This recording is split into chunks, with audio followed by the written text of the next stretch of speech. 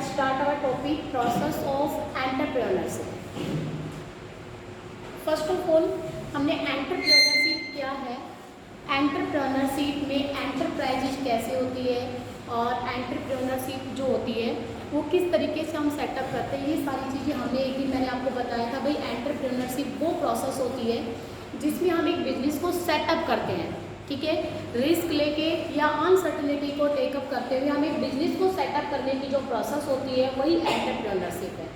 आज का जो हमारा लेक्चर है वो आती है कि बिजनेस को सेटअप करने के लिए हम क्या प्रोसेस फॉलो करते हैं, क्योंकि एंटरप्रेन्योरशिप का मतलब is a process through with the help of this process we set up an enterprises, जिसमें हम एक एंटरप्राइजेज को सेटअप करते हैं। उस सेटअप करने की प्रोसेस को ही एंटरप्रेन्योरशिप कहा जाता है। And a person who want to set up that enterprises, that person is called the entrepreneur. अब क्वेश्चन आता है what process we should follow when we set up an enterprises. तो उस प्रोसेस में फर्स्ट ऑफ ऑल जो आपका पॉइंट आता है वो आता है सेल्फ डिस्कवरी। सेल्फ डिस्कवरी का मतलब होता है सबसे पहले मेरे माइंड में एक आइडिया आता है, खुद ही आइडिया आता है कि क्या मेरी स्ट्रेंथ है, क्या मेरी अपॉर्चुनिटी है, मेरे पास कितना फाइनेंस है और मैं कैसे अपनी स्ट्रेंथ को यूज करते हुए अपने आप को मैक्सिमम में सेटिस्फेक्शन दे सकता हूँ। यानी सबसे फर्स्ट ऑफ ऑल एक आइडिया आता है आपके माइंड में।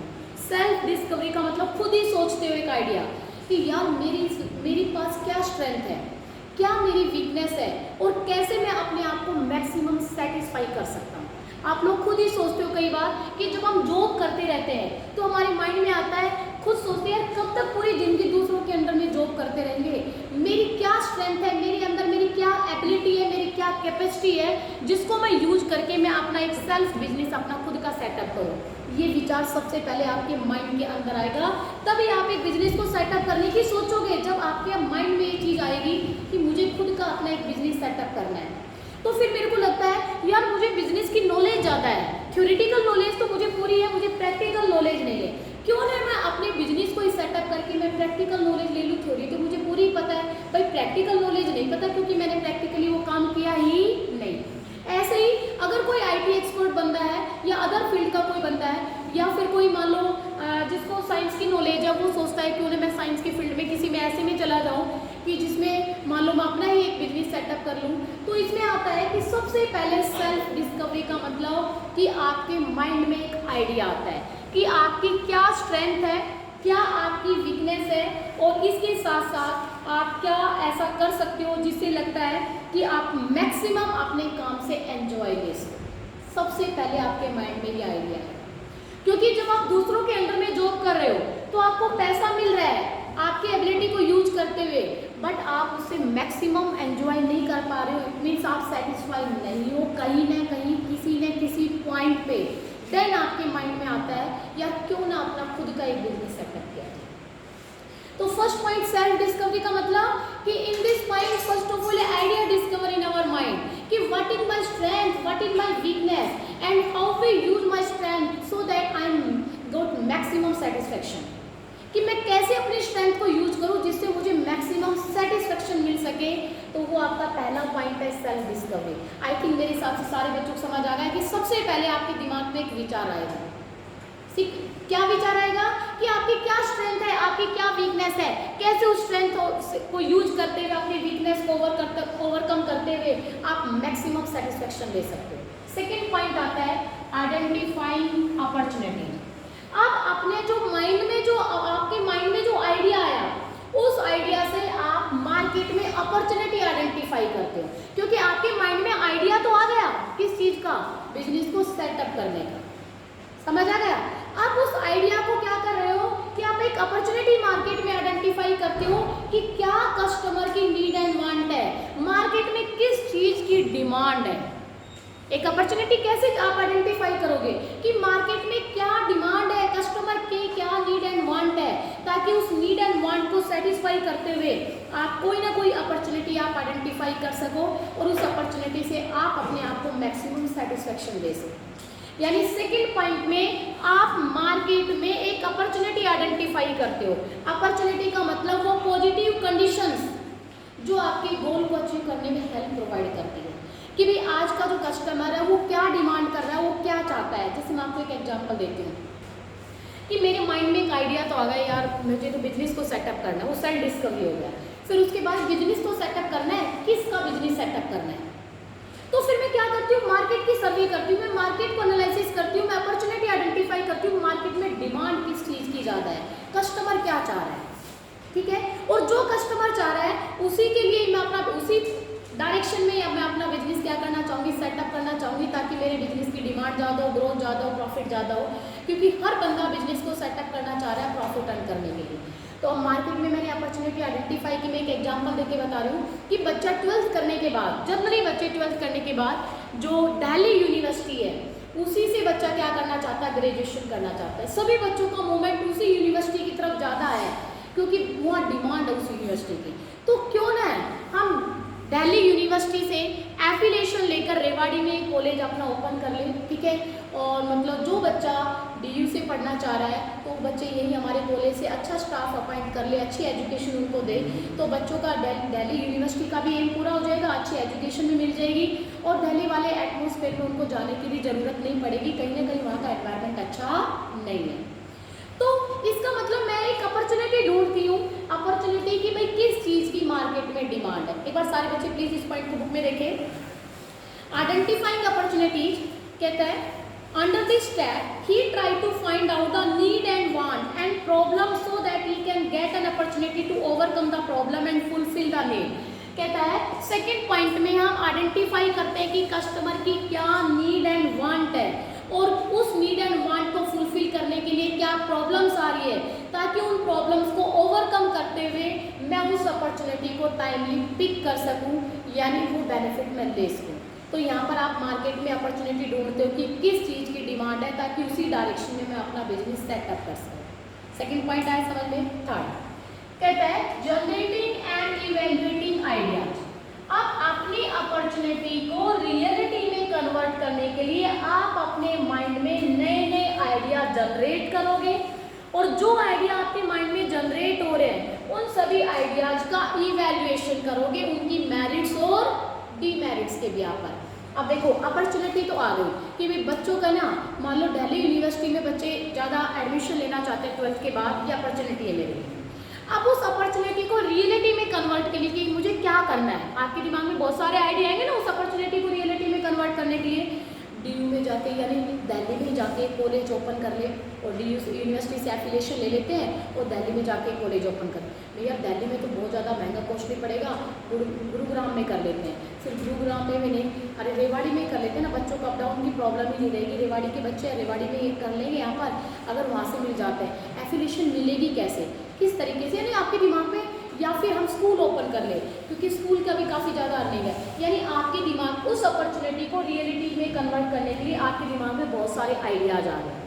फिर हर आइडिया की आप लोगों को पता मेरिट्स भी होती है और डीमेरिट्स भी होती है। आप हर आइडिया का मेरिट्स और डीमेरिट्स के ब्याह पर क्या करोगे, इवैल्यूएशन करोगे और इवैल्यूएशन करके आप किसी बेस्ट आइडिया को क्या कर लोगे, चूज कर लोगे, जिससे आपको मैक्सिमम सेटिस्फेक्शन मिलने वाला है या जो आपके गोल को अचीव करने में सबसे ज़्यादा हेल्प प्रोवाइड करने वाला है। एक बार सारे बच्चों प्लीज इस पॉइंट को भी देखें। जनरेटिंग एंड इवैल्यूएटिंग आइडिया, आप हेडिंग से समझ में आ रहा है, जनरेट करना बहुत सारे आइडिया, फिर उनका इवैल्यूएशन करना through various measures such as discussion, brainstorming, ठीक है, creativity and in own experience he try to develop new idea to overcome problem. अब अपनी प्रॉब्लम को ओवरकम करने के लिए आप अपने ब्रेनस्टॉर्मिंग माइंड से, ठीक है, क्रिएटिविटी से और बहुत सारे लोगों से डिस्कस करके अपने एक्सपीरियंस से बहुत सारे आइडिया डेवलप करोगे, ठीक है, ताकि आपकी प्रॉब्लम ओवरकम हो सके and meet the expectation of customers, और कस्टमर की नीड एंड वांट को आप क्या कर सको, सेटिस्फाई कर सको। कहने का मतलब यही है, अपनी अपॉर्चुनिटी को रियलिटी में कन्वर्ट करने के लिए आप अपने माइंड में नए नए आइडिया जनरेट करते हो, दूसरों से भी डिस्कस करते हो, अपने एक्सपीरियंस से भी कुछ सीखते हो और जितने भी आइडिया आप जनरेट कर रहे हो सबका इवैल्यूएशन करते हो ताकि आपकी प्रॉब्लम सोल्व हो जाए और आपकी एक्सपेक्टेशन फुलफिल हो जाए, आपका एम भी पूरा हो जाए। समझ आ गया? तो यहाँ पर वेरियस आइडिया आपने जनरेट कर लिए, उनका इवैल्यूएशन कर लिया, उसमें से बेस्ट को आप चूज भी कर लेते हो। उसके बाद फोर्थ पॉइंट आता है प्लानिंग। प्लानिंग का मतलब आपने क्या बना लिया, प्लान बना दिया। कहता under this step entrepreneur conduct research, makes business plan and strategy. अब जो आइडिया आपने यहाँ पर सेलेक्ट करा है, बहुत सारे आइडिया आपने डेवलप करे, जनरेट करे, एनालिसिस करा, उसमें से बेस्ट को आपने चूज कर लिया। उस आइडिया को रियलिटी में कन्वर्ट करने के लिए आप क्या बना रहे हो, आप प्लान बना रहे हो। इसके लिए आप क्या बनाते हो, बहुत सारे अपने यानी बिजनेस को सेटअप कर ले, उस आइडिया से जो बिजनेस आप सेटअप करना चाह रहे हो, यानी मैंने मान लो वेरियस एनालिसिस करा और मैंने डिसाइड कर लिया मुझे तो कॉलेज ही ओपन करना है रेवाड़ी में, ये मेरा क्या है मान लो आइडिया है जिसको मैं कन्वर्ट करना चाह रही हूँ। आप प्लान बनाओगे कि भाई उस कॉलेज को ओपन करने के लिए आप रिसर्च करोगे, प्लान बनाओगे, स्ट्रेटजी बनाओगे कि कैसे ओपन करना है, कहाँ ओपन करना है, किस तरीके से करना है। तो यहाँ प्लानिंग का मतलब होता है कि उस आइडिया जिसको मैं कन्वर्ट करना चाह रही हूँ, जो बिजनेस में अपना सेटअप करना चाहती हूँ, उस बिजनेस के लिए मैं यहाँ पर क्या बनाती हूँ, प्लान एंड पॉलिसी बनाती हूँ, स्ट्रेटजी बनाती हूँ। स्ट्रेटजी भी एक प्लान ही होता है बेटा। जो प्लान हम कॉम्पिटिटर्स को कंसीडर करके हम अपने बिजनेस के लिए जो प्लान बनाते हैं वो प्लान स्ट्रेटजी होता है। जैसे कई बार बच्चा सोचता है प्लान और स्ट्रेटजी दोनों सेम वर्ड है, दोनों सेम वर्ड नहीं है। प्लान और स्ट्रेटजी में डिफरेंस होता है। प्लान तो मैं किसी को भी ध्यान में ना रखकर अपने हिसाब से प्लान बना रही हूँ, ठीक है, तो वो तो प्लान है। एक अपने कॉम्पिटिटर्स को ध्यान में रखकर आप जो प्लान बनाते हो वो स्ट्रेटजी बोला जाता है। वो भी एक ही प्लान है, वो भी क्या है, प्लान ही होता है। लेकिन वो जैसे कई बार होता है मैंने अपना खुद का टाइम टेबल बना रखा है, मुझे इस टाइम स्टडी करना है।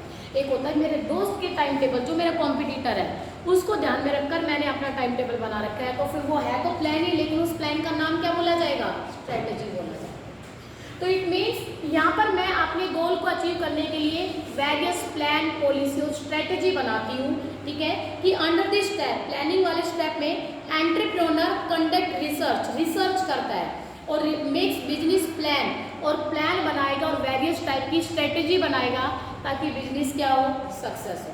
तो यहाँ पर आपने बिजनेस को सक्सेस करने के लिए, यानी बिजनेस को सेटअप करने के लिए क्या बना रहे हो, प्लान, पॉलिसी और रिसर्च करनी, ठीक है, या स्ट्रेटजी बनाए। उसके बाद जो कहते हैं रेजिंग स्टार्टअप कैपिटल। भाई बिजनेस को सेटअप करने के लिए आपने प्लान, पॉलिसी, स्ट्रेटजी बना ली। स्ट्रेटजी बनाने के लिए बिजनेस कोई ऐसे नहीं चलता, बिजनेस को सेटअप करने के लिए क्या चाहिए, फाइनेंस। क्या चाहिए, फाइनेंस। तो यहाँ पर फिनांस हायर करते हो। रेजिंग स्टार्टअप कैपिटल, रेजिंग मानी रेज कर रहे हो, स्टार्टअप मानी बिजनेस को स्टार्टअप करने के लिए क्या रेज कर रहे हो, कैपिटल। क्या रेज कर रहे हो, capital. You know, when we start up any enterprise, then we need lot of finance. So in this point, we hire the finance या we raise the finance from the various source. किसी भी venture capitalist से, कोई financer से हम finance higher करते हैं, या बैंक से लोन लेते हैं, या किसी अपने दोस्त फ्रेंड से हम फंड हायर करते हैं। कहीं से भी हम फिफ्थ पॉइंट में क्या करते हैं, अपने बिजनेस को स्टार्ट करने के लिए फंड रेज करते हैं। फंड रेज कहीं से भी कर सकते हो, बैंक लोन ले सकते हो, अपने किसी फ्रेंड रिलेटिव से हायर कर सकते हो, किसी फाइनेंशियल इंस्टीट्यूशन से आप फाइनेंस ले सकते हो, या आपके अकॉर्डिंग जो आपके पास फैसिलिटी है वहाँ से आप फंड रेज कर सकते हो। शेयर तो इशू कर नहीं सकते क्योंकि अभी बिजनेस तो सेटअप हुआ ही नहीं। शुरू में तो आपको फंड चाहिए ना, तो फंड आपने कहीं से भी रेज कर लिया, फंड रेज हो गया। फंड रेज होने के बाद स्टार्टअप, आपका बिजनेस क्या हो गया, बोलो, स्टार्ट हो गया। आपका बिजनेस क्या हो गया, स्टार्ट हो गया। कहते हैं जैसे ही हमारे पास फंड रेज हो जाता है वैसे हम अपने बिजनेस को क्या कर देते हैं, लॉन्च कर देते हैं, यानी बिजनेस स्टार्ट हो जाता है। Under this step the entrepreneur launches his enterprises and tries to develop more customer. He also make change as per change in environment. कहता है in this step we start, we launch our business. Startup का मतलब हमने start कर दिया business, कि in this step we launch our business, ठीक है, and we also change our business according to the changing conditions of environment, ठीक है, and we also encourage more and more customers towards our business. हम ज़्यादा से ज़्यादा customers को attract भी करना चाहते हैं अपने बिजनेस की तरफ, क्योंकि इस स्टेप पर मैंने अपना बिजनेस मार्केट में क्या कर दिया, लॉन्च कर दिया। जैसे ही बिजनेस मैंने मार्केट में लॉन्च किया, ठीक है, every entrepreneur is also trying to attract more and more customers towards our business, ठीक है, and for this purpose we also change our business according to the change in environment। भाई customers की जो need and want होगी, जो वो change चाह रहे हैं, उस चेंज के अकॉर्डिंग हम अपने बिजनेस को भी क्या करेंगे, चेंज करेंगे। लास्ट वाला स्टूडेंट, उसके बाद विनय, विनय को बोल रही हूँ, विनय टेंशन यही होना चाहिए। उसके बाद 7 पॉइंट आता है ग्रोथ। जब आपका बिजनेस कस्टमर की डिमांड के अकॉर्डिंग अपने आप में चेंज कर रहा है तो डेफिनेटली इस पॉइंट पे आपका बिजनेस क्या कर रहा है, ग्रोथ कर रहा है। काफ़ी लार्ज स्केल पर आपके बिजनेस की ग्रोथ हो गई, एक्सपेंड हो गया और अच्छा सा प्रॉफिट कमा रहा है, यानी खूब ग्रोथ हो रही है। और सबसे लास्ट पॉइंट में आपका आता है हार्वेस्ट। हार्वेस्ट का मतलब मतलब if you want to sold his business, then in this point you sold his business and got capital and set up a another venture, another business. कहते हैं अगर आपका बिजनेस ग्रोथ हो रहा है, कई बार बच्चा पूछता है मैडम जब यहाँ पर बिजनेस ने खूब ग्रोथ कर ली तो हार्वेस्टिंग में होता है कि हार्वेस्टिंग का मतलब क्या होता है, फसल की कटाई कर दी और फिर जो हुआ उसको सेल कर दिया, पैसे ले लिया आपने। तो यहाँ पर हार्वेस्टिंग का, हार्वेस्ट का मतलब होता है कि जो आपका एग्जिस्टिंग बिजनेस है उसको आप सोल्ड कर देते हो और उसके बदले में आपको क्या मिलेगा, कैश। और उस कैश से if you want to set up a new venture then you can set up, अगर आप एक नया बिजनेस सेटअप करना चाहते हो तो आप नया बिजनेस सेटअप कर सकते हो। ये पूरी एक प्रोसेस बता रखी है।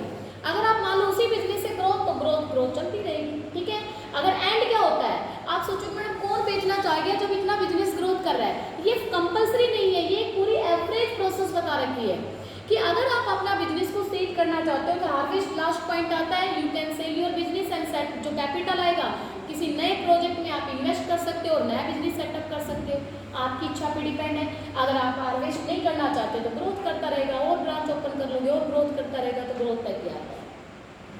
ये थी एक एंटरप्रेन्योरशिप की सेटअप करने की प्रोसेस। अगेन प्लीज सारे बच्चे अटेंशन यही होना चाहिए कि जब हम एक नए एंटरप्राइजेज को सेटअप करते हैं तो हम क्या प्रोसेस फॉलो करते हैं। First of all self discovery आती है, बच्चा खुद से लिखे, हेडिंग यहाँ से ले सकता है, कोशिश करें जो लिखो वो आप अपने खुद के आइडियाज लिखो।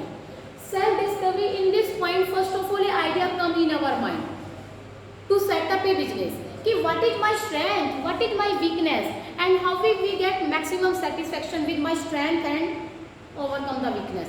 यानी सबसे पहले आपके माइंड में एक बिजनेस को सेटअप करने का आइडिया आता है कि क्या मेरी स्ट्रेंथ है, क्या मेरी वीकनेस है और कैसे मैं अपने आप को मैक्सिमम सेटिस्फैक्शन दे सकता हूँ। तो आइडिया है। सेकेंड पॉइंट में आइडेंटिफाई अपॉर्चुनिटी, कहता है after getting idea in our mind we identify the opportunity in the market कि what is the need and want of the customers या what is demand by the customers. आप ये opportunity identify करो, ठीक है, कि भाई मार्केट में किस चीज की डिमांड है, इस चीज को आप आइडेंटिफाई करोगे क्योंकि जिस चीज की डिमांड होती है उसी डिमांड को फुलफिल करने के लिए आप बिजनेस क्या करना चाहोगे, सेटअप करना चाहोगे। फिर इस अपॉर्चुनिटी को रियलिटी में कन्वर्ट करने के लिए आपके माइंड में नए नए क्या आ रहे हैं, आइडिया आ रहे हैं और नए नए आइडिया आप जनरेट करते हो तो आप अपने एक्सपीरियंस, आप अपने माइंड या दूसरों से डिस्कस करके भी आप आइडिया जनरेट कर सकते हो और सभी आइडिया का इवैल्यूएशन करके बेस्ट आइडिया आप चूज कर लेते हो। सबको समझ आ गया। बेस्ट आइडिया चूज करने के बाद आप क्या बनाओगे, प्लान बनाओगे कि भाई अपने बिजनेस को प्रॉपरली सेटअप करने के लिए आप प्लान, पॉलिसी, स्ट्रेटेजी बनाओगे ताकि बिजनेस एक प्रॉपर स्मूथ फॉर्म में क्या हो जाए, सेटअप हो जाए। प्लान बना लिया, फिर बिजनेस को सक्सेसफुली रन करने के लिए we need capital. So in this point we raise finance, we raise finance from any source, चाहे बैंक लोन से ले रहे हो, चाहे आप किसी अपने फ्रेंड से ले रहे हो, रिलेटिव से ले रहे हो, चाहे फाइनेंशियल इंस्टीट्यूशन से ले रहे हो, किसी भी वेंचर कैपिटलिस्ट से ले रहे हो, किसी स्टार्टअप से ले रहे हो, किसी से भी ले रहे हो, लेकिन यहाँ से आप फंड रेज कर रहे हो। फंड रेज कर लिया, फंड रेज करते ही आपने बिजनेस मार्केट में क्या कर लिया, लॉन्च कर दिया। जैसे बिजनेस मार्केट में लॉन्च करा, स्टार्ट कर दिया आपने, स्टार्टअप का मतलब स्टार्ट कर दिया। लॉन्च करते ही आप मोर एंड मोर कस्टमर्स को अट्रैक्ट करना चाहोगे ताकि आपका बिजनेस ज़्यादा से ज़्यादा क्या करे, ग्रोथ करे। और उसके बाद एनवायरमेंटल चेंज के अकॉर्डिंग अपने आप बिजनेस में भी चेंज करना चाहोगे ताकि बिजनेस ज़्यादा से ज़्यादा ग्रोथ करे। 7 पॉइंट में आप अपना आपका बिजनेस प्रॉपर ग्रोथ कर रहा है, एक्सपेंड हो रहा है और बिजनेस क्या हो रहा है, प्रॉपर अपने जितना भी उसका एम था उस एम को अचीव कर रहा है, यानी यहाँ पर बिजनेस प्रॉपर ग्रोथ कर रहा है। और 8 पॉइंट में if you want to sold is business then you can sold is business and convert it into the liquidity and if you want to set up a new venture then you can set. अगर आप अपने existing business को बेचना चाहते हो तो आप अपने हार्वेस्टिंग में अपने एग्जिस्टिंग बिजनेस को सोल्ड कर देते हो। सोल्ड करने से जो कैश आपके पास आएगा उससे एक नया वेंचर आप नया वेंचर का मतलब एक नया बिजनेस आप क्या कर लेते हो, सेटअप कर लेते हो। तो ये पूरी की पूरी आपकी एंटरप्रेन्योरशिप की क्या थी, प्रोसेस। फर्स्ट ऑफ ऑल किसी बच्चे को प्रोसेस में किसी कोई भी डाउट हो तो प्लीज एक बार पूछो। किसी बच्चे को भी पीछे सर ये विनय बेटा अटेंशन लेवल नहीं है, कहाँ पढ़ा रही हूँ मैं, आपको 2 बार बोल चुकी हूँ और अब की बार अगर दोबारा मैंने नोटिस किया ना तो सीधा क्लास से बाहर ही जाएगी। क्योंकि जब लेक्चर दिया जा रहा है उसी टाइम आप बड़े अच्छे से ध्यान से देखो कि टीचर कहाँ फोकस कर रहा है, क्या पॉइंट बता रहा है। ये नहीं है कि आप अपने आप में सोए हुए हो, अपने आप में खोए हुए हो कि कहाँ क्या चल रहा है, कुछ अटेंशन नहीं है। किसी भी बच्चे को डाउट हो तो प्लीज एक बार प्रोसेस ऑफ एंटरप्रेन्योरशिप डिस्कस करो। नहीं है? अपना नेक्स्ट टॉपिक देखो एक बार।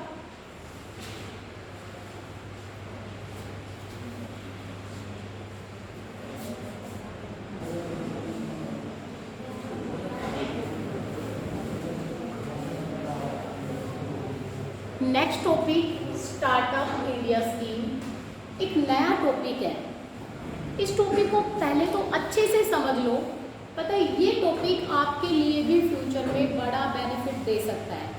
एक ऐसी नई स्कीम जो हमारी गवर्नमेंट ने लॉन्च की है यंगस्टर्स के लिए, जो नए नए आइडिया अपने माइंड में क्रिएट करते हैं, कुछ नया इनोवेट करते हैं, उनके लिए एक नई स्कीम जो हमारे प्राइम मिनिस्टर श्री नरेंद्र मोदी जी ने 15 अगस्त 2015 को जब रेड फोर्ट पे वो अपना स्पीच डिलीवर कर रहे थे, उस टाइम उन्होंने एक नई स्कीम इंडिया में लॉन्च की थी। उस स्कीम का नाम है स्टार्टअप इंडिया स्कीम। उस स्कीम का नाम क्या है? Startup India scheme. पहले पढ़ाने से पहले थोड़ी डिटेल बताना ज़्यादा अच्छे समझूंगी। ये एक ऐसी स्कीम है, ध्यान से मेरी बात को सुनना। स्टार्टअप इंडिया स्कीम एक ऐसी स्कीम है, जब आप एक नए बिजनेस को स्टार्ट करते हो तो गवर्नमेंट आपको सपोर्ट करेगी, लेकिन वो नया बिजनेस अगर आपने कुछ नया क्रिएट करके सेटअप करना चाह रहे हो, यानी आपके माइंड में कुछ नया आइडिया क्रिएट होता है, कुछ नया इनोवेट करते हो और उस इनोवेशन को डेवलप करने के लिए या उस इनोवेशन के हेल्प से आप कुछ अपने बिजनेस को सेटअप करना चाह रहे हो और आपने स्टार्टअप इंडिया स्कीम के तहत अपने बिजनेस का रजिस्ट्रेशन करा लिया है, तो उस केस में गवर्नमेंट आपको बहुत सारा फाइनेंशियली और टेक्निकली सपोर्ट करेगी उस बिजनेस को सेटअप करने में, और बहुत सारे आपको एग्जम्पशन और बेनिफिट्स आपको गवर्नमेंट देगी। लेकिन वो बेनिफिट आपको तभी मिलेंगे अगर आपने अपने बिजनेस को स्टार्टअप इंडिया प्रोग्राम के तहत रजिस्टर्ड करा रखा है। क्वेश्चन आता है कि मैडम स्टार्टअप इंडिया प्रोग्राम के तहत हम एक बिजनेस को कब रजिस्टर्ड करा सकते हैं? उसकी कुछ टर्म्स कंडीशन होती है।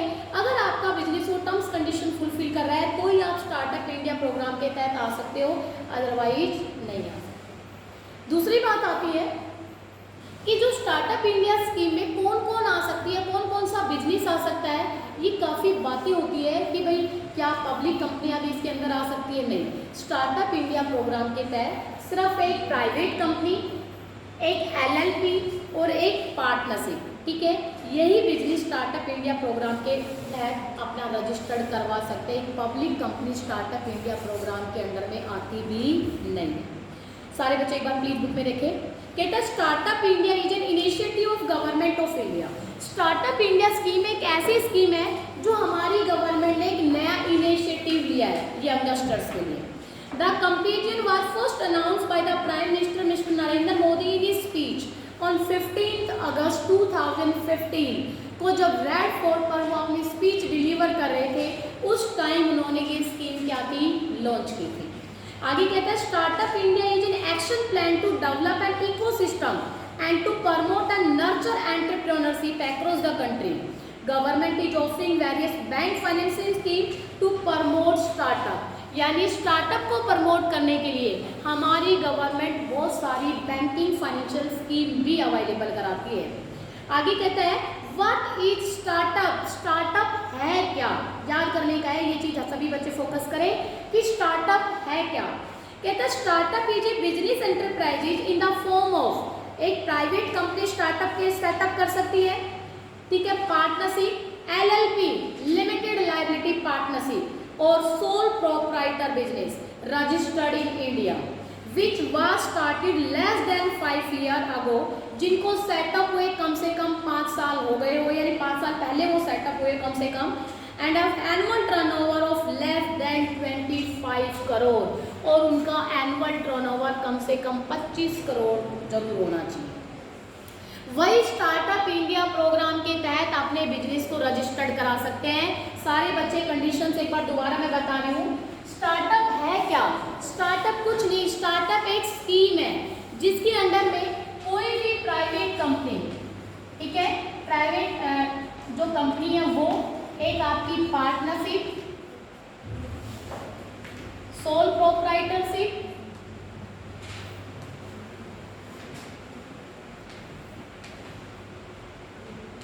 LLP, ये 4 आते हैं। सारे बच्चे दोबारा देखें। Startup is a scheme which is launched by our government for a private company, partnership, sole proprietorship and LLP limited liability partnership which is registered in India। ये सारे के सारे बिजनेस कहाँ पर होने चाहिए? इंडिया में होने चाहिए, जिनको सेटअप हुए कम से कम 5 साल हो गए और जिनका एनुअल टर्नओवर 25 करोड़ तक होना चाहिए, यानी कम से कम उनका एनुअल टर्नओवर कितना होना चाहिए?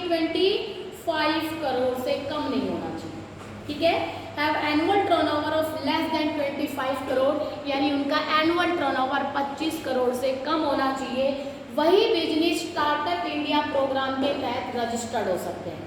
सबको समझ आ गया?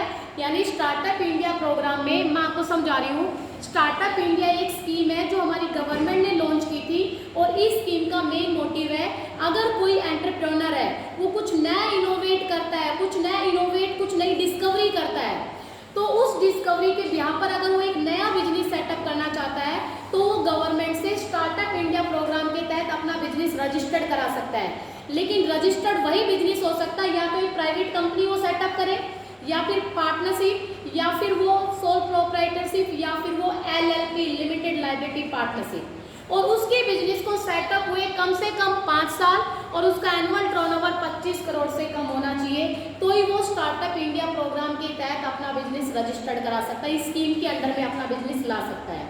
एक और बात, to be eligible for startup के लिए वही बिजनेस एलिजिबल होगा, the enterprises should not have form by splitting up or reconstruction and its turnover should not have exceed 25 crore since it existence. वो बिजनेस स्टार्टअप के under में नहीं आएगा जो 2 बिजनेस स्प्लिट हो गए हो। एक बड़ा बिजनेस था, समझ आ रहा है, एक बड़ा बिजनेस था और उन्होंने अपने आप को स्प्लिट करके 2 छोटे छोटे बिजनेस बना दिए गए हो, तो वो बिजनेस कभी स्टार्टअप के अंडर में नहीं आ सकते, एलिजिबल नहीं है स्टार्टअप के लिए। या फिर 2 छोटे बिजनेस थे, उन्होंने अपने आप को रिकंस्ट्रक्टेड कर दिया गया, रिकंस्ट्रक्टेड का मतलब दोनों अपने आप में ज्वाइन हो गए, वो भी स्टार्टअप स्कीम के अंडर में नहीं आते हैं। एक उनका एनुअल टर्नओवर अगर 25 करोड़ से ज़्यादा हो जाता है तो वो स्टार्टअप इंडिया प्रोग्राम के तहत नहीं आते। सारे बच्चों को मेरी बात अच्छे से समझ आ रही है कि स्टार्टअप इंडिया स्कीम, भाई हमारी गवर्नमेंट ने एक नई स्कीम लॉन्च की गई थी जिसमें वही बिजनेस अपने आप को रजिस्टर्ड करा सकता है। आपकी बुक में नहीं लिखा हुआ है, लेकिन यही होता है जब उस बिजनेस ने कुछ नया इनोवेट करा हो, जिसको सेटअप हुए कम से कम 5 साल हो गए हो, उसका एनुअल टर्नओवर 25 करोड़ से ज़्यादा नहीं होने चाहिए, और वो बिजनेस या तो कोई प्राइवेट कंपनी या कोई पार्टनरशिप या सोल प्रोप्राइटरशिप या LLP होना चाहिए। अगर 2 बिजनेस आपस में स्प्लिट हो गए हो या 2 छोटे बिजनेस आपस में रीज्वाइन रिकंस्ट्रक्टेड हुए हो और उनका एनुअल टर्नओवर 25 करोड़ से ज़्यादा हो, तो वो बिजनेस स्टार्टअप इंडिया प्रोग्राम के तहत आते ही नहीं है या अपने आप को स्टार्टअप स्कीम के अंडर में रजिस्टर्ड नहीं करा सकते। तो वो होता है हमारा स्टार्टअप। सारे बच्चों को समझ आए स्टार्टअप क्या है? यस या नो? स्टार्ट एक स्कीम होती है जिसमें कौन कौन से बिजनेस अपने आप को रजिस्टर्ड करा सकते हैं। रजिस्टर्ड कराने की कंडीशन आ गई समझ में, कम से कम 5 साल हो गए हो और उनका एनुअल टर्नओवर 25 करोड़ से ज़्यादा नहीं होने चाहिए।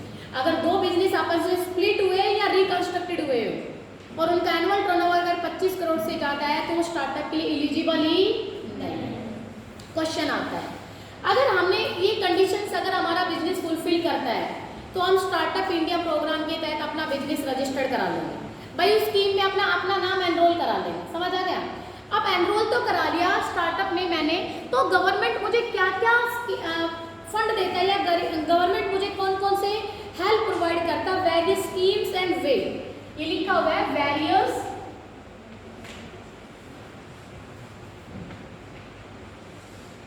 स्कीम्स और ways to fund startup by government of India. हमारी गवर्नमेंट जो है वो कौन कौन सी स्कीम और तरीके आपको अवेलेबल कराएगी अगर हमने अपने बिजनेस को स्टार्टअप के तहत रजिस्टर्ड करा लिया, तो गवर्नमेंट से मुझे क्या क्या बेनिफिट्स मिलेंगे। सीधी सी बात है, समझ आ गया कि गवर्नमेंट से मुझे क्या बेनिफिट मिलेंगे। नो इंस्पेक्शन, अगर आपने अपना बिजनेस स्टार्टअप इंडिया प्रोग्राम के तहत रजिस्टर्ड करा लिया तो आपके बिजनेस का 3 साल तक कोई इंस्पेक्शन नहीं होगा, किसी टाइप की कोई गवर्नमेंट इंक्वायरी, कोई ऑडिट नहीं होगी स्टार्टिंग के 3 साल तक। पहला आपको बेनिफिट ये मिलेगा। अगर मैंने अपने बिजनेस को स्टार्टअप के स्कीम के अकॉर्डिंग रजिस्टर्ड करा रखा है, स्टार्टअप से के तहत मुझे कुछ बेनिफिट्स भी गवर्नमेंट दे रही है, तो शुरू के 3 साल तक मेरे बिजनेस का कोई गवर्नमेंट ऑडिट नहीं होगी, किसी टाइप का कोई इंस्पेक्शन मेरे बिजनेस का नहीं होगा, चाहे मैं क्या कर रही हूँ, मैं प्रॉपर अकाउंट्स बना रही हूँ, मैं नहीं बना रही, क्या कर रही हूँ, मैं गवर्नमेंट रूल्स को फॉलो कर रही हूँ या नहीं कर रही हूँ, 3 साल तक कोई ऑडिट नहीं होगी। प्लीज एक बार बुक में देखो। पता है क्या होता है, प्रमोट करने के लिए कर रही है। आप ये सोचोगे कि मैडम ऐसे तो स्टार्टअप के तहत हमने बिजनेस रजिस्टर्ड करवा लिया और आपको इलीगल काम करने लग गए हो साइड बाय साइड, ठीक है। तो इसमें क्या होता है, एक बार सारे देखिए फिर मैं बताती हूँ आप लोगों को। कहता है no inspection under this scheme, no inspection would be carried out a startup for 3 years regarding labour laws etcetera as they need only self certification. कहने का मतलब होता है, अगर मान लो मैंने स्टार्टअप इंडिया प्रोग्राम के तहत अपना बिजनेस रजिस्टर्ड करा लिया तो गवर्नमेंट से मुझे एक बेनिफिट तो ये मिलेगा, जिस दिन मैंने बिजनेस को सेटअप किया है उस दिन से लेकर लगातार 3 साल तक गवर्नमेंट मेरे बिजनेस का इंस्पेक्शन नहीं करेगी, मेरा सेल्फ सर्टिफिकेशन चलेगा। मैं खुद डिक्लेयर करके दूंगी कि मैं ऑल ओवर रूल्स को फॉलो कर रही हूँ, मैं किसी टाइप की कोई इलीगल एक्टिविटी नहीं कर रही, मैं खुद डिक्लेयर करके एक एफिडेविट बना के साइन करके दे देती हूँ, लेकिन गवर्नमेंट मेरे बिजनेस का इंस्पेक्शन नहीं करेगी। फिर बच्चे का क्वेश्चन था, ऐसा गवर्नमेंट क्यों करेगी? गवर्नमेंट सिर्फ आप लोगों को प्रमोट करने के लिए ये सारी स्कीम गवर्नमेंट क्यों लॉन्च करती है? ये आप लोग यंगस्टर्स को प्रमोट करने के लिए कि आप अपने माइंड में कुछ नए आइडिया क्रिएट करो, कुछ नया इनोवेट करो, गवर्नमेंट आपको सपोर्ट करेगी, सिर्फ इसलिए वो कर रही है। अब बच्चा पूछता है मैडम अगर हमें मान लो स्टार्टअप के तहत हमने रजिस्ट्रेशन करा लिया, बाद में हमको इलीगल काम 3 साल तक कर रहे हैं, आप कभी भी वो 3 साल तक का काम नहीं करोगे, क्योंकि आप सेल्फ सर्टिफिकेशन दे रहे हो गवर्नमेंट को। 4 साल बाद 5 साल बाद उस सेल्फ सर्टिफिकेशन के ब्याह पर आपके अगेंस्ट कार्रवाई भी हो सकती है, क्योंकि सेल्फ डिक्लेयर करके तो दे रहे हैं ना। जैसे कई बार गवर्नमेंट जॉब होती है, गवर्नमेंट जॉब में एक लाइन में लिखा हुआ है, अगर आपकी फैमिली में आपके पापा, आपके ब्रदर, आपकी बहन, आपकी माँ, कोई भी रिलेटिव, ब्लड रिलेशन की बात हो रही है, गवर्नमेंट अगर जॉब में नहीं है तो आपको 5 मार्क्स दिए जाएंगे, लेकिन इसके लिए आपको सेल्फ डिक्लेरेशन देनी होगी, सिर्फ एक सेल्फ डिक्लेरेशन। आप सोचो कोई भी लिख के देते हो, आप सोचोगे कोई भी लिख के दे सकता है, सेल्फ डिक्लेरेशन मैंने प्लेन कागज पे लिख के दे दी, लेकिन अगर बाद में आप लोग पाए जाते हो, कोई भी बंदा अगर इन्वॉल्व होता है, किसी ने कंप्लेंट कर दी तो आपके अगेंस्ट एक्शन होगा, क्योंकि आपने सेल्फ डिक्लेरेशन दे रखी है। वहाँ पर यहाँ पर भी सेम है, गवर्नमेंट इंस्पेक्शन नहीं करेगी स्टार्टिंग के 3 साल तक, लेकिन आप अपनी सेल्फ डिक्लेरेशन जरूर देते हो कि भाई मैं गवर्नमेंट लॉज फॉलो कर रही हूँ, प्रॉपर रूल्स फॉलो हो रहे हैं और लीगल एक्टिविटी परफॉर्म कर रही हूँ, लेकिन गवर्नमेंट 3 साल तक तो कुछ नहीं करेगी, चौथे साल 5वें साल आती है, अगर आप पाए जाते हो तो उस केस में वो एक्शन ले सकते, 3 साल तक कुछ नहीं करेगी, इंटरफेरेंस नहीं है गवर्नमेंट का, कहने का मतलब ये है। Second, registration. भाई अगर आप स्टार्टअप इंडिया प्रोग्राम के तहत अपना रजिस्ट्रेशन करना चाहते हो तो बड़ी सिंपल प्रोसेस है, गवर्नमेंट ने एक ऐप लॉन्च कर रखी है, सीधा उस ऐप पे जाओ और तुरंत अपने बिजनेस का रजिस्ट्रेशन करा सकते हो। देखो एक बार, the government has launch a mobile app in April 2016। Government ने एक ऐप लॉन्च कर रखी है and a portal that will allow startup to get registered in 1 day, ठीक है। और कहता उस ऐप पे जाकर आप एक दिन के अंदर अंदर अपना बिजनेस का इजीली से रजिस्ट्रेशन करा सकते हो। और in addition there will be a single window for clearance, approval and registration.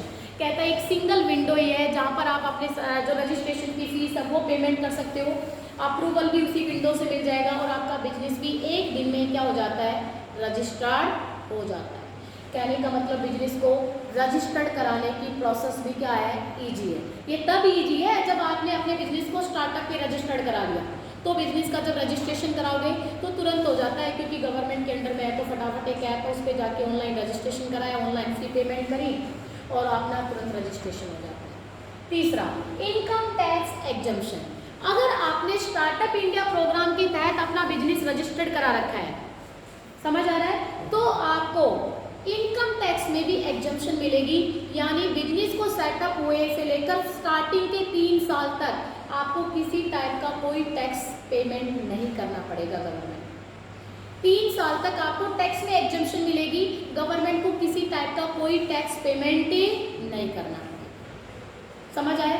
उसके बाद capital gain tax exemption. Capital gain का मतलब होता है अगर आपने अपनी कोई प्रॉपर्टी बेची है और उस प्रॉपर्टी को बेचने से आपको प्रॉफिट हुआ है तो उसके लिए गेन वर्ड यूज किया जाता है।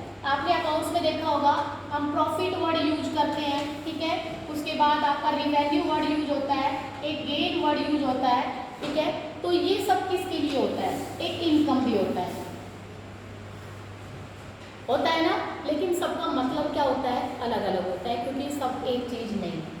रिवेन्यू जब गुड्स को सेल करते हैं तो जो मनी आती है वो रिवेन्यू है, ठीक है। इनकम एक पर्टिकुलर गुड्स, ये चौक ही है, मान लो ये 10 रुपये का आया और मैंने आपको 12 रुपये में सेल कर दिया, तो 2 रुपये जो मेरे पास आए उसको क्या बोला जाएगा, इनकम। क्या बोला जाएगा, इनकम। एक पर्टिकुलर ट्रांजेक्शन की बात होती है। प्रॉफिट पूरे होल ईयर की ट्रांजेक्शन, एक अकाउंटिंग ईयर के एंड में जितना आपके पास रिवेन्यू आया, ठीक है, और जितने आपने खर्चा किया उसका जो डिफरेंस आता है उसको क्या बोला जाता है, प्रॉफिट। रिवेन्यू माइनस एक्सपेंस, अगर रिवेन्यू जाता था उसमें एक्सपेंस को माइनस कर दो तो प्रॉफिट। ये पूरे अकाउंटिंग ईयर की होती है, एक पूरे साल का निकलता है। गेन होता है अगर आप अपनी एसेट्स को, कैपिटल एसेट्स को सोल्ड करते हो, नॉन करंट एसेट्स जिसको बोला जाता है। नॉन करंट एसेट्स को सेल करने से जो बेनिफिट आपको मिलता है उसके लिए प्रॉफिट वर्ड यूज नहीं किया जाता, उसके लिए क्या वर्ड यूज किया जाता है, गेन। क्या वर्ड यूज किया जाता है, गेन। अगर आपने अपनी एसेट्स को सेल किया है और एसेट्स को सेल करने पर आपको गेन हो रहा है, प्रॉफिट हो रहा है, तो उस गेन पर भी आपको 3 साल तक कोई टैक्स पेमेंट करने की जरूरत नहीं। बात आई आपको समझ में, लिखा हुआ भी आपकी बुक में। The startup can claim capital gain tax exemption also for first 3 years. पहले 3 साल तक अगर आपको प्रॉपर्टी सेल करी है तो प्रॉपर्टी सेल करने पर अगर आपको प्रॉफिट हुआ है तो स्टार्टिंग के 3 साल तक आपको कोई टैक्स पेमेंट करने की जरूरत नहीं है। ये गवर्नमेंट आपको कंसेशन दे रही है सारे, अगर आपने स्टार्टअप के तहत अपना बिजनेस रजिस्टर्ड करा लिया तो। बेनिफिट इन पेटेंट, पेटेंट क्या होता है बेटा, मैंने कोई नई डिस्कवरी करी, ठीक है, तो मैं अपनी डिस्कवरी को गवर्नमेंट से क्या करा लेती हूँ, रजिस्टर्ड करा लेती हूँ, उसी को क्या बोला जाता है, पेटेंट बोला जाता है। उसी को क्या बोला जाता है, पेटेंट। क्यों कराते हैं हम अपनी डिस्कवरी का पेटेंट, इसलिए ताकि कोई अदर कॉम्पिटिटर मेरी डिस्कवरी को यूज ना कर सके। और अगर अदर कॉम्पिटिटर मेरी डिस्कवरी को यूज करता है तो यूज करने से पहले वो मेरे से परमिशन लेगा, और अगर मैं उसको परमिशन देती हूँ तो मैं कहती हूँ भाई मैंने नई चीज डिस्कवर की, आप मेरे को क्या दो, फीस दो, और उस फीस को रॉयल्टी बोला जाता है। उस फीस को क्या बोला जाता है, रॉयल्टी। फ्री में नहीं देती यूज करने के लिए। जैसे मैंने कोई नया इनोवेशन कर लिया, ठीक है, अब मैं नए इनोवेशन का देखो रजिस्ट्रेशन तो कराऊंगी, कोई दूसरा यूज ना कर ले, तो उसको बोला जाता है पेटेंट करा लिया मैंने। जैसे ही मैं अपनी न्यू इनोवेशन का रजिस्ट्रेशन करा लेती हूँ, इट मीन्स मैंने पेटेंट करा लिया। पेटेंट कराने के बाद कोई भी अदर कॉम्पिटिटर मेरी इनोवेशन को यूज ही नहीं कर सकता। अगर वो करेगा तो फर्स्ट ऑफ ऑल वो मेरी परमिशन लेगा, और अगर मैं अपनी डिस्कवरी को सेल करना चाहती हूँ, समझ आए, उसको अलाउ करती हूँ, तो अलाउ करूँगी तो डेफिनेटली मैं उससे क्या मांगूंगी, फ़ी मांगूंगी। उस फ़ी को रॉयल्टी बोला जाता है। उस फ़ी को क्या बोला जाता है, रॉयल्टी। अब टॉपिक पे आओ सारे बच्चे। अगर हम कोई पेटेंट करवाते हैं, ठीक है, तो पेटेंट करवाने के लिए हमें पेटेंट की फीस देनी होती है गवर्नमेंट को। तो कहते हैं अगर हमने स्टार्टअप इंडिया प्रोग्राम के तहत अपना बिजनेस रजिस्टर्ड करवा रखा है तो 80% फी भी हमारी क्या हो जाती है, एग्जम्प्ट हो जाती है। सिर्फ 20% फी हमें गवर्नमेंट को पेटेंट के लिए पेमेंट करनी होगी, बाकी 80% फी का एग्जम्पशन गवर्नमेंट हमें दे देती है अगर हमने अपने बिजनेस को स्टार्टअप इंडिया प्रोग्राम के तहत रजिस्टर्ड करवा रखा है। तो मतलब पेटेंट की फीस में भी क्या मिल रहा है आपको, एग्जम्पशन मिल रहा है। सारे बच्चे देखिए एक बार, इन पेटेंट को startup can claim an 80% rebate. That means if startup apply for patent तो government will give 80% rebate in fees. सबको समझ आ रहा है? अगर हमने स्टार्टअप इंडिया प्रोग्राम के तहत कुछ नया इनोवेशन करा है और उस इनोवेशन का हम पेटेंट कराते हैं तो गवर्नमेंट उस पेटेंट कराने पर हमें 80% पेटेंट फीस में भी कंसेशन देती है। सिर्फ 20% फीस हमें गवर्नमेंट को देनी होती है। इवन फास्टर पेटेंट रजिस्ट्रेशन, और पेटेंट को यानी उस इनोवेशन का पेटेंट कराने की जो प्रोसेस है वो भी बड़ी फास्ट होगी। Protection for intellectual property rights are also provided under this scheme. Intellectual property right का मतलब उस पेटेंट को यूज करने का राइट सिर्फ मुझे ही होगा, बाकी को तो होगा ही नहीं। पेटेंट कराने के बाद जो दूंगी वो मैं दूंगी, उसके बदले में फीस लेके देती हूँ, मैं ऐसे देती नहीं। सबको समझ आ रहा है? यानी पेटेंट कराने में भी मुझे बेनिफिट मिल रहा है। उसके बाद फंडिंग स्कीम। फंडिंग स्कीम तो बहुत सारी फंडिंग स्कीम है, लेकिन आज मैं छोटा सा ही टॉपिक कराऊंगी कि भाई गवर्नमेंट स्टार्टअप इंडिया प्रोग्राम के तहत हमें बहुत सारा फंड भी अवेलेबल कराती है।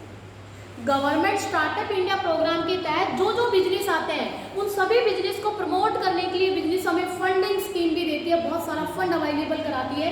लेकिन वो बहुत सारा फंड हमें एक साथ ना देकर अलग अलग स्कीमों के तहत देती है। कौन कौन सी स्कीमें हैं ये नीचे सारी स्कीमें बता रखी है, जो हम कल के लेक्चर में एक एक 1 by 1 डिटेल से डिस्कस करेंगे। आज मैं थोड़ा सा बता रही हूँ, ध्यान से देखिए। Government has announce ₹10,000 crore fund for new startup and ₹500 crore for credit guarantee scheme. Even foreign aid is also provided startup. For example, a SoftBank of Japan invested $2 billion in Indian startup. ध्यान से मेरी बात को सुनना।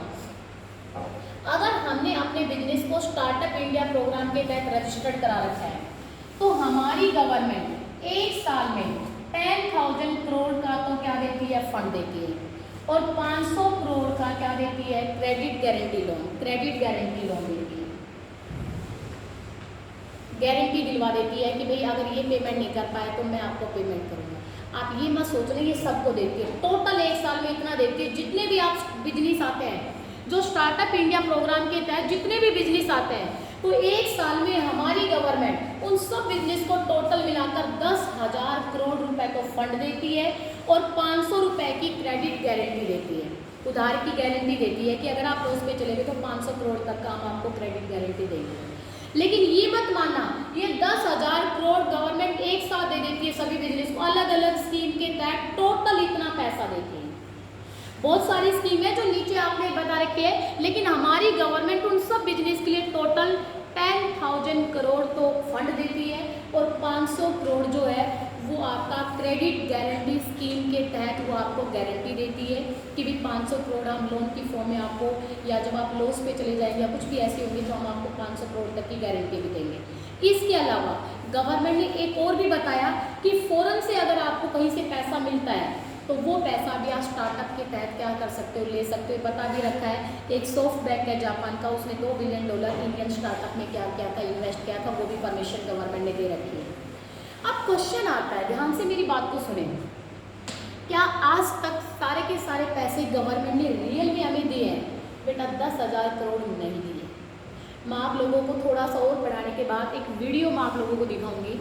उस video में आपको पूरा का पूरा जो करंट सिनेरियो है, थ्योरी में बात पढ़ने की कुछ और होती है, जब आप प्रैक्टिकली उस चीज को देखोगे कि सचमुच गवर्नमेंट ने कितना पैसा स्टार्टअप के लिए खर्च करा है। यहाँ पर अनाउंसमेंट तो कर दी है कि एक साल में जितने भी बिजनेस स्टार्टअप के तहत रजिस्टर्ड होते हैं उन सब के लिए गवर्नमेंट एक साल में 10,000 करोड़ रुपए खर्च करती है और 500 करोड़ रुपए की वो गारंटी भी देती है। साथ ही गवर्नमेंट ने अलाउ कर दिया अगर फॉरेन का कोई भी इन्वेस्टर उसमें इन्वेस्ट करना चाहता है पैसा तो वो भी फ्रीली इन्वेस्ट कर सकता है स्टार्टअप में, कोई प्रॉब्लम नहीं है। समझ आ रहा है? लेकिन एक्चुअल में गवर्नमेंट ने कितना पैसा स्टार्टअप पर आज तक खर्च किया? क्योंकि 2015 में तो लॉन्च ही करा, तो मानो 2016 से स्टार्ट हुआ होगा काम। यस या नो? हुआ ना? अब हमारी क्या है 2020, ज़्यादा टाइम हुआ नहीं है, 4 साल हुए। 4 साल में पूरा एक एक चीज़ें मैं आपको प्रैक्टिकल दिखाऊंगी कि 4 साल में गवर्नमेंट ने कितना पैसा स्टार्टअप पर खर्च किया, कितने बिजनेस आज तक रजिस्टर्ड हुए स्टार्टअप में और कितने रजिस्ट्रेशन के प्रोसेस में आए हुए हैं और कैसे कैसे ये स्टार्टअप काम करता है, पूरा का पूरा है। क्योंकि प्रैक्टिकली जब आप चीज़ें सामने देखोगे ना तो थ्योरी वाला टॉपिक और अच्छे से समझ में आ जाता है कि रट्टा मारने का नहीं है। क्योंकि गवर्नमेंट जितना यहाँ पर अनाउंसमेंट कर रखी है ना, एक्चुअल में उतना पैसा उसने अभी तक खर्च करा नहीं तो बहुत ज़्यादा डेवलप हो जाता, बहुत ज़्यादा पैसा हमारे पास, यानी काफ़ी ज़्यादा। उतना स्टार्टअप अभी बहुत फ्लोर पर नहीं आया है क्योंकि जितनी स्कीमें गवर्नमेंट ने दे रखी है एक्चुअल में उतनी लोगों तक अवेलेबल नहीं हो पाती। इसमें जैसा कह रखा है ना कि भाई यहाँ रजिस्ट्रेशन कराने की सिंपल प्रोसेस है, क्योंकि एक ऐप लॉन्च कर रखी है गवर्नमेंट ने और 1 दिन के अंदर रजिस्ट्रेशन हो जाता है। ये ऐप काम ही नहीं करती है। ये जो ऐप गवर्नमेंट ने लॉन्च कर रखी है ये ऐप वर्किंग कंडीशन में ही नहीं होती, ये वर्क ही नहीं करती। 1 दिन तो क्या लोग 10 दिन तक पेंडिंग एप्लीकेशंस रहती है और प्रॉपर काम नहीं करती, लोगों का रजिस्ट्रेशन नहीं होता उसमें। समझ आ रहा है? दूसरा, इतनी सारी रिस्ट्रिक्शंस लगा रखी है कि लोग उन रिस्ट्रिक्शंस को फॉलो करते ही उनको बड़ी प्रॉब्लम्स आती है। तो मैं आप लोगों को वो सारी प्रैक्टिकल बातें बाद में समझाऊंगी, पहले आप इस टॉपिक को समझो, फिर आप लोगों को एक वीडियो दिखाऊंगी, उसमें आपको इतना अच्छे से समझ आएगा कि हाँ एक्चुअलिटी क्या है। और बुक्स में लिखी हुई बात तो वो वाली बात है कि भाई ये स्कीम ऐसे लॉन्च की ये चीज़ें और एक्चुअल में कितना हुआ है वो हम बाद में डिस्कस करेंगे। एक बार सारे बच्चों को स्टार्टअप इंडिया स्कीम समझ आ गई क्या होती है? एक बार रीडिंग करना अपनी बुक से। गवर्नमेंट स्टार्टअप इंडिया स्कीम के तहत कौन कौन से जो हेल्प है वो हमें अवेलेबल कराती है, तो ये वो सारे स्कीम्स की वे थे जिससे हेल्प मिलती है। ठीक है, और किसी बच्चे को अगर डाउट आता है तो हम कल भी डिस्कस करेंगे प्लीज़, लेकिन बुक से रीडिंग जरूर करें। बुक से रीडिंग करना और उसके बाद डाउट्स आएंगे तो हम डाउट डिस्कस करेंगे।